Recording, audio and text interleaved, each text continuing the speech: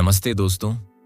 अगर आपने कभी किसी से टूटकर प्यार किया हो तो मेरी यह कहानी आपको भीतर तक झकझोर देगी। यह सिर्फ मेरी नहीं बल्कि उन लाखों दिलों की दास्तां है जिन्हें प्यार के नाम पर सिर्फ एक विकल्प बनाया गया। मैं अर्जुन हूं। उस समय 24 साल का था। जिंदगी में पहली बार सब कुछ सही लग रहा था।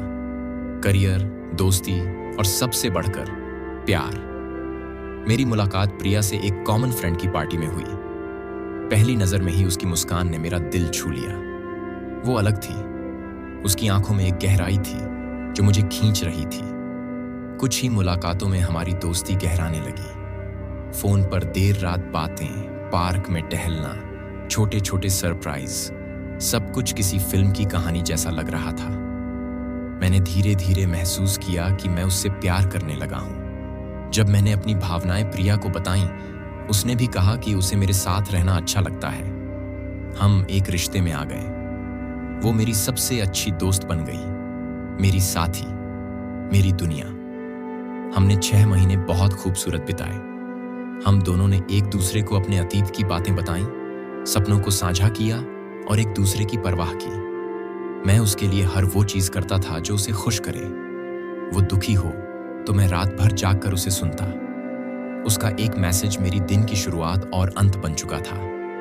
लेकिन फिर सब बदलने लगा। शुरुआत में हल्के संकेत मिले, कॉल्स का जवाब देर से आना, मुलाकातें टलना और उसकी आंखों में वो गर्मजोशी न रहना।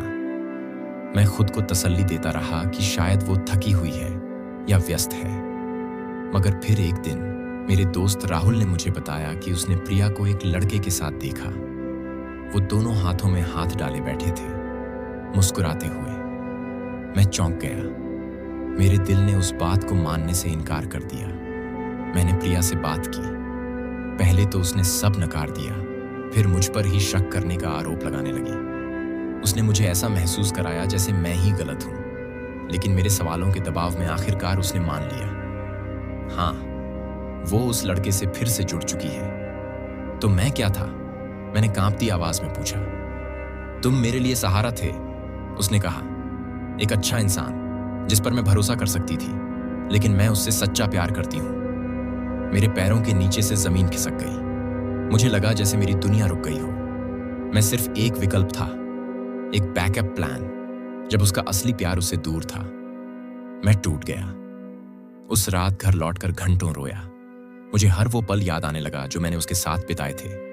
उसकी हंसी, हमारी बातें, मेरे दिए गिफ्ट्स, उसके लिए की गई मेहनत। क्या वो सब झूठ था? मैंने खुद को कमरे में बंद कर लिया। दोस्तों से मिलना बंद कर दिया। खाना पीना छूट गया। नींद गायब हो गई। सबसे बुरा ये था कि मैं खुद पर शक करने लगा। क्या मुझ में ही कोई कमी थी? पर समय के साथ मैंने खुद को समेटना शुरू किया। धीरे धीरे एहसास हुआ कि गलती मेरी नहीं थी।